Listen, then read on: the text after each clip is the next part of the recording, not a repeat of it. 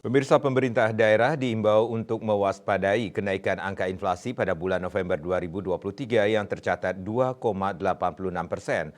Berdasarkan rilis Badan Pusat Statistik BPS per 1 Desember 2023, angka inflasi year on year YoY bulan November 2023 sebesar 2,86%. Angka ini meningkat dibanding inflasi YoY bulan Oktober 2023 yang sebesar 2,56%. Menteri Dalam Negeri Mendagri Tito Karnavian dikutip dari kantor berita Antara Senin 4 Desember mengatakan dirinya ingin menggambarkan secara umum bahwa memang dari sisi dunia global, Indonesia tidak pernah lepas dari lingkup global untuk masalah barang, pangan, jasa yang disebut dengan kenaikan.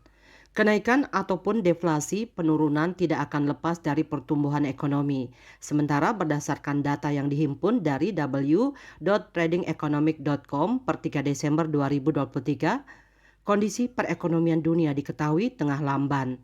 Dari 185 negara di dunia, tingkat pertumbuhan produk domestik bruto PDB Indonesia berada pada peringkat 45.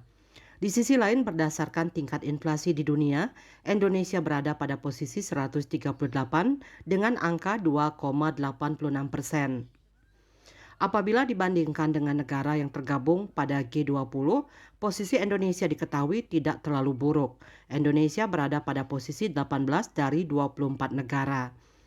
Tito meminta para kepala daerah, khususnya penjabat kepala daerah, untuk mewaspadai kenaikan harga barang atau jasa karena selama 3 bulan terakhir angka inflasi di daerah.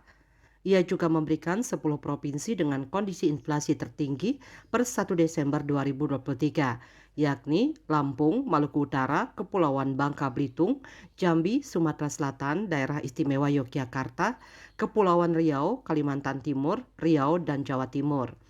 Sementara itu untuk kabupaten adalah Belitung, Sumeneb, Merauke, Banggai, Buleleng, Sumba Timur, Mimika, Kota Baru, Sika, dan Bungo. Sedangkan tingkat kota yakni Sibolga, Bandar Lampung, Gunung Sitoli, Ternate, Kota Mobagu, Jambi, Metro, Dumai, Tegal, dan Bogor. Bali Pos melaporkan.